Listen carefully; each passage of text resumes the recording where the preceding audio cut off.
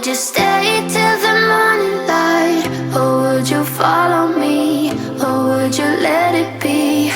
If I leave tonight, Hi friends, welcome back to my channel. If you're new here, my name is Kayla, and if you're not new, thanks for coming back. Always happy to have you.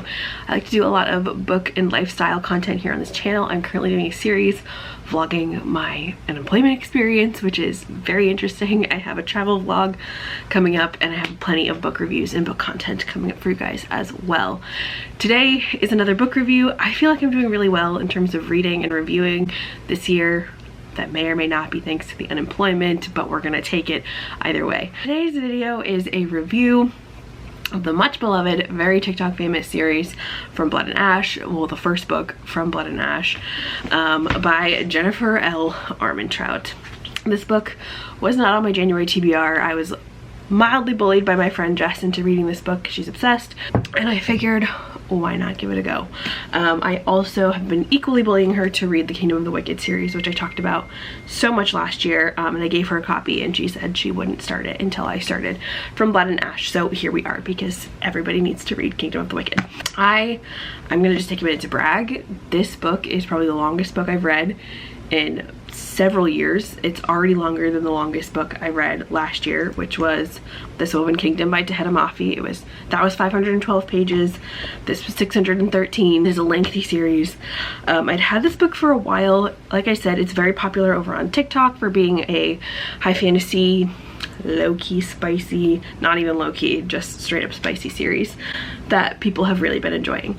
I apologize, I'm trying to pre-film videos before I go to Puerto Rico, and I'm very ill at the same time, so if my voice sounds like I got hit by a truck, I kind of feel like I did. Bear with me, I'm working on it. Stanley's here to help.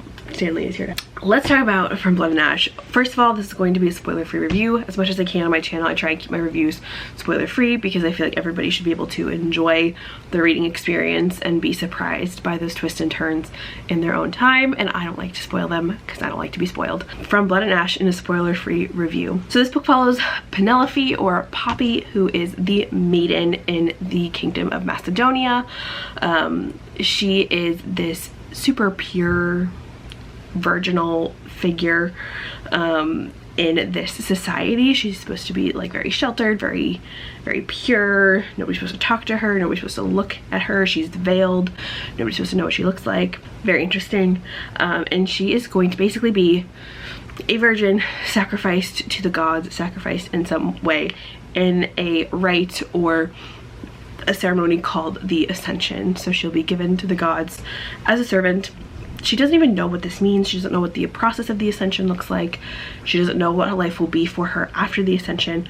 All that she knows is she has been chosen by the gods since she was born, since she was a child, to be this person, this maiden, and the ascension of all the other people in her kingdom, all the other lords and ladies in wait, all depend on her. Very vague. It's kept under wraps a lot. She lives a very lonely and isolated life. She has basically her two personal guards and her lady in wait, or lady's maid, named Tawny, who's her best friend in this kingdom. Her parents were attacked by these creatures called the Craven, which are like, I imagine like vampire gremlins in my brain, honestly. They were attacked and murdered when she was a child, so she and her brother Ian were orphans, and she was in the care of the queen of Solace, which is the country, and then she went to live with a Duke and Duchess Tierman in this castle where she is now residing as the maiden. She's basically just kind of waiting for the Ascension, for this rite of passage to happen. She doesn't really know when, but she knows that's happening. There's also some rumors brewing about this evil princely figure called the Dark One, who is an Atlantean, which from my understanding is like a godlike creature, or close to a person could be to being a god. They're like all powerful, they're very like strong, they're basically immortal. Dissenters and rebellion brewing that these Atlanteans want to take back control of Solace. We start the book and Penelope is sneaking off to a brothel after hours in the cover of Night, nobody knows who she is kind of thing. And she's just trying to live a little bit before she has this ascension right bestowed upon her. And that's kind of her whole MO throughout the whole book. She's just trying to live life before she ascends. So she ends up in a brothel and she meets this handsome, dark-haired royal guard warrior guy named Hawk, who everybody be talking about because he's so handsome. And things kind of unfold from there. I don't want to say too much because there's a lot of twists and turns in this book, and like I said, you should enjoy them on your own. First of all, I thought this book was like going to be pure smut going into it.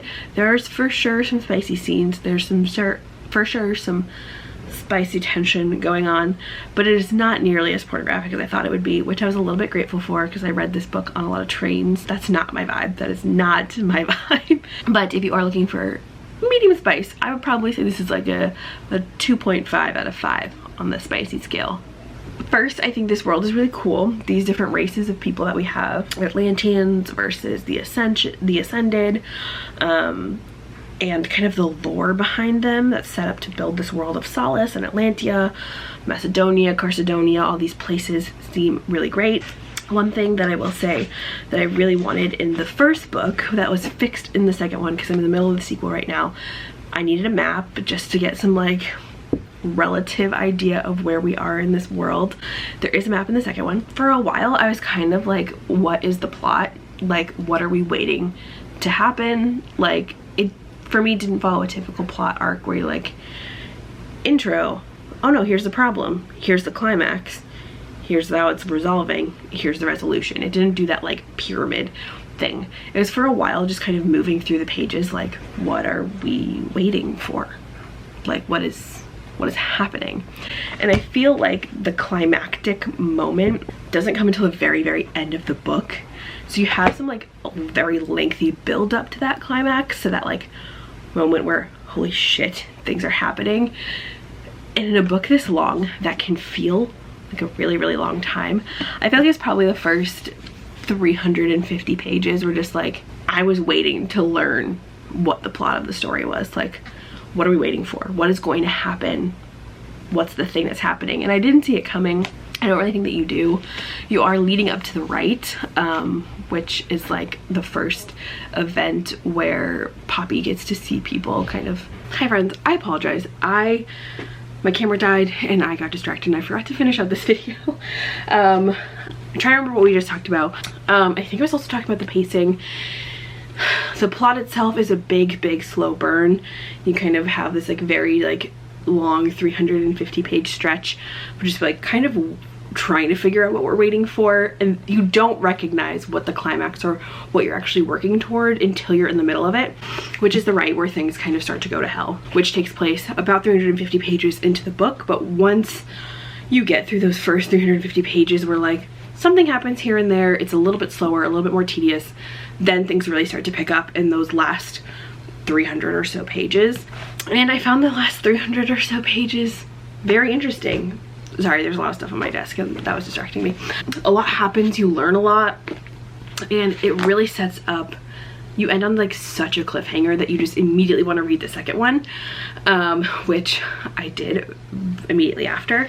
One thing that I've been thinking about is that like, I didn't even realize for a while, I feel like I just kind of accept fantasy books and customs and cultures and things like that. Like, it took me a very long time to realize how messed up Poppy's situation was being the maiden, and how like she literally can't talk to anybody. At first I was like, oh, that's really restrictive and that must be like really lonely and isolating. The bigger implications of that, like having no freedom, no choice, no autonomy, no independence, that has to be really, really difficult for somebody to deal with. And that took a long time for me to kind of like realize the bigger implications of her being just like the sheltered maiden. And once I did, I was like, dang girl, I'm so sorry. But I feel like sometimes in fantasy worlds, we just, or I at least, just kind of accept those as like norms of the society and not necessarily relate them to like an actual human experience. Like if I had to deal with that, that would really suck. It takes me a while to catch up on those things, but it made me kind of like appreciate Poppy. I think there were some parts of Poppy that I was like, you are sounding like a 17-year-old girl, which she's like 18 or 19 or something like that, but I was like, you just sound like a girl with a crush. And then there were parts of Poppy that I was like, you are truly an epic badass. Like, I kept kind of flip-flopping back and forth being like, Poppy, you're a little bit annoying, and Poppy, oh my god, I feel for you, girl. Poppy has been through a lot in her lifetime, and she still, despite her situation, just wants to be like a good person and a good version of herself and make people proud and make people happy. And she also still stays true to herself. Like, she took her past traumatic experiences and really wanted to grow from them and like not be that level of weak ever again. And in doing that, like, and in wanting to be that person, she kind of does find her own autonomy and independence. She's not supposed to train like a warrior, but like she does in secret, and she breaks those rules of what it is to be the maiden, so she never has to feel that helpless again, and she can defend the people that she cares about because she couldn't do that in her past. Like, she still wants to be a good maiden, she wants to be worthy, but she also always has in the front of her mind that she just wants to live. And I feel like that's something I can really appreciate. Like, I always want to be a good person, and I always want to do what's right and make people proud, but I also want to like live my life and have a good long life. And I feel like that is what everybody is kind of like striving to do. They're just trying to do their best, but also live life and be happy and like experience things. Not to say that I live in a society where I can't talk to anybody, or I have to wear a veil all the time, or have literally no autonomy. What was I trying to say? I felt like in this book, and I feel like I've read Jennifer L. Armentrout book before. I keep wanting to say it's Trisha Levenseller, and it's not. Jennifer L. Armentrout, I feel like I've read something by her before, but this book, for some reason, we have a screaming kitty. Maple! What are you screaming about? You're not alone. What are you screaming for? That was just so sad. You okay? There were parts to the writing of this book that I just wasn't a fan of. There were a couple lines I'm especially noticing in the second book that are just like kind of cringy eye rolls. A lot of them are like Poppy's internal monologue, and I'm like, okay, I don't know why you said that, but you did. And some I find this to be really, really difficult, is that there are really, really long chunks of like filler text, no, not filler text, no dialogue, no really action, just like Poppy's stream of consciousness, which just like can go on for a page and a half, and like sometimes it's really effective, and sometimes I'm like, why are we internally monologuing about this again? Like, get me to the next point. And that I find really, really difficult. Like, I feel like a lot of the stuff is it's a classic writing kind of caveat or like tip or principle, I don't know, that it's like show don't tell. And I feel like there was a lot of telling in this writing instead of showing, where she was illustrating things. I'm trying to think of an example where she could like show me something through action or through dialogue instead of just like telling me about it in internal monologue form. That I just think could have been a little bit more effective. I will say, on the plus side of the writing, I think there were some lines that were just like freaking hilarious. Like, I was like actually laughing out loud, and especially on my iPad. I tend to annotate more on my iPad because you can just like drag your finger over the text to highlight it, that I'm like actually kind of laughing out loud, or I would just highlight them because I thought they were funny. I think Jennifer writes Poppy in her mannerisms and like just her unique qualities really, really well and really consistently in a way that Poppy feels authentic. But some of the other aspects of her writing, like these monologues or like some of her descriptions of things, are just not as fleshed out, that I had some struggles visualizing them. Like, I still don't really know what a Craven looks like, don't really know what an Atlantean versus a vampire looks like, don't really know. And one other thing about her writing that like I don't pick up on this a lot, but I did in this book, it's just like the repetition of phrases, and not in an intentional way, but just like continuously saying the same thing. For example, I'm really noticing this in the second one. Hawk's eyes are like an amber color, and like it's like chips of amber stared up at me. But she just says that over and over again. Like, what does that look like? I don't understand really. Like, there's just certain phrases that she repeats over and over again. Then I'm just like, okay, it was maybe funny or cute the first couple of times, and now I'm just like, you really think you're doing something with this phrase, but I don't really know what you mean.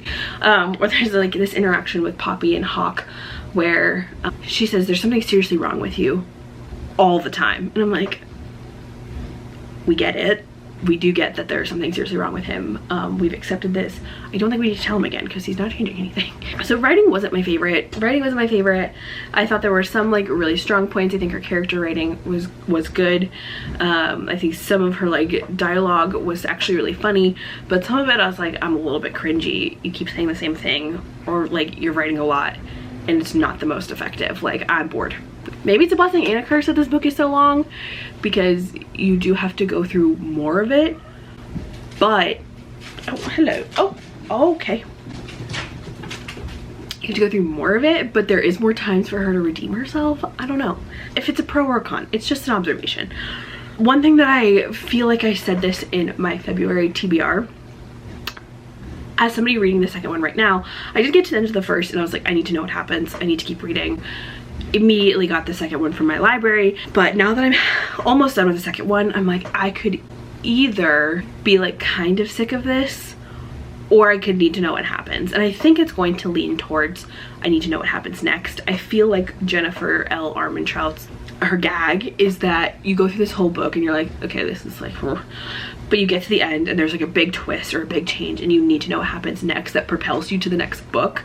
But then for the first like half of that book, you're just kind of like dragging along until you get to the next point where things are actually happening and you need to know what happens next. I felt that in the first half of the second one. I think I'm going to do a separate review on A Kingdom of Flesh and Fire, because there's a lot more to unpack there. I'm predicting that that's going to be the kind of cadence of these books, right? That they're like the first like 300 pages, you're gonna be like, okay, when is something going to happen? Or there's like little things that are happening, but you're like, when's the shoe gonna drop, right? And then you get to the last 200 pages or 300 pages and you're like, oh my god, I need to know what happens next. You're left on a cliffhanger and you immediately want to start the next one. It was very, very difficult for me to follow kind of the differences between these people, and I'm trying to remember if this is more in the first or the second. The first book, you learn a lot of these like truths about these populations, that Poppy has basically learns that everything she's believed is a lie. And there's these processes to create these different kind of creatures and these differences between them, and I found it really, really difficult to follow. Truthfully, I don't really know the difference between an Ascended, a Vampire, and an Atlantean, and I only really know the difference between a Craven and all of those three. There are subtle differences between those three different populations.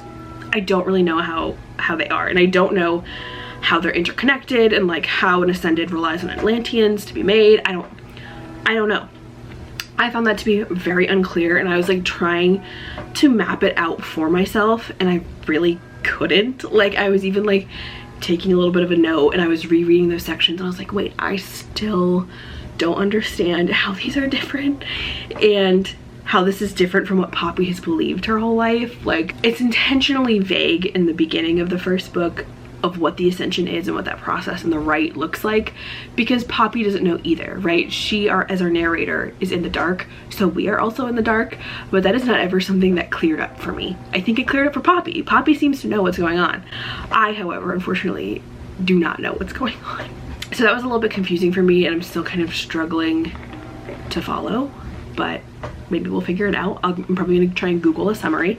One thing that I think is a big positive of this book is, and I kind of like this is something that draws me into a book, right? Jennifer L. Armentrout gives you just enough of the puzzle pieces that you think you figured it out. You think you've put it together, like, okay, I know where this is going. And then at the end, she completely pivots and undoes everything you think you understand to be true. And you're left with like this massive like cliffhanger or like huge twist you could not have predicted coming. You have picked up so many puzzle pieces along the way of the book that you think for sure by the end, I've got this figured out. I've solved it. I'm a master. And then she does something to completely pull the rug out from under you. So you're kind of constantly kept guessing, which I think is a little bit interesting. I feel like you're trying to read to figure out what the truth is, and she does it really effectively. It's not like, oh, I'm gonna pull this massive twist on you that comes out of left field that makes no sense. She builds up these things and she unravels it really, really well. So you're like, dang. And then you go into thinking that you know this truth, but there's a whole other piece that you don't have the puzzle yet that's coming in the next couple of chapters. So you're keeping reading, trying to figure out if what you're being told is the truth or not, when you know that there could be another thing coming that completely changes your perspective. Some people don't like that. I think here it's pretty realistic. Like, I think the things that are being said make sense and check out for this book, but I feel like it's not super unrealistic here. I couldn't have predicted it. For sure couldn't have predicted it, but I don't think that it's unrealistic or doesn't make sense for the story that we have, which I think is hard to do, but she does very, very well. And it keeps you guessing. It keeps you wanting to keep reading and learn more of the puzzle pieces and like to put together the truth yourself while you're reading. My final note on this book is there are some trigger warnings that I think definitely need to be on here. I am always a proponent of trigger warnings in books. I think Storygraph does a great job of putting in trigger warnings, or if you look at a book it'll mention trigger warnings, or the reviews will. I don't personally use Storygraph, but that's what I've heard. But there are some things that relate to abuse. There's definitely like some like weird sexual harassy kind of things going on. There's like a lot of gore and murder and violence, and that can definitely be triggering for people. So definitely bear that in mind while you're reading. That being said, there were definitely some traumatic events that Poppy witnessed that I would kind of think would have a more lasting or intense effect on Poppy, and they just kind of didn't. Like, she was like, I'm gonna remember this and I'm gonna be sad, but not actually be like as impacted as you think somebody would be. Like, for example, she's almost kidnapped and somebody's murdered right in front of her, and she's like, I'm gonna go to his funeral and I'm gonna be sad, but is never like seriously shaken by that like a normal person would. Let's see, what did I give this book? I'm still on Goodreads, but I'm thinking of making the switch to Storygraph. I did not realize that Goodreads was owned by Amazon. I apparently gave this book 5 stars. I think I get caught up in the ending hype of these books and give them 5 stars. This was realistically probably more of a 4-star read for me. And I think definitely the second one is more on track to be like a 3.5 or a 4. I have like 50 pages left. So overall, a 4-star read, I would say. Now, out of the high of the ending, I would not say it's a 5-star read. I'd say it's more of a 4. But that's all I have for you guys today. Let me know what you think about From Blood and Ash. Are you reading this series? Do you have any interest in reading this series? Were you influenced by TikTok like some of us?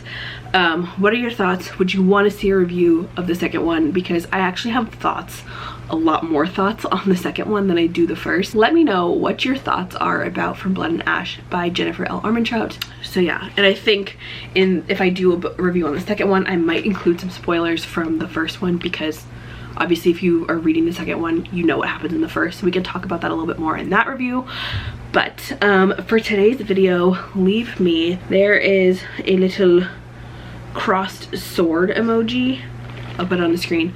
Leave that for me in the comments down below, because Poppy's a warrior. We do love that for her.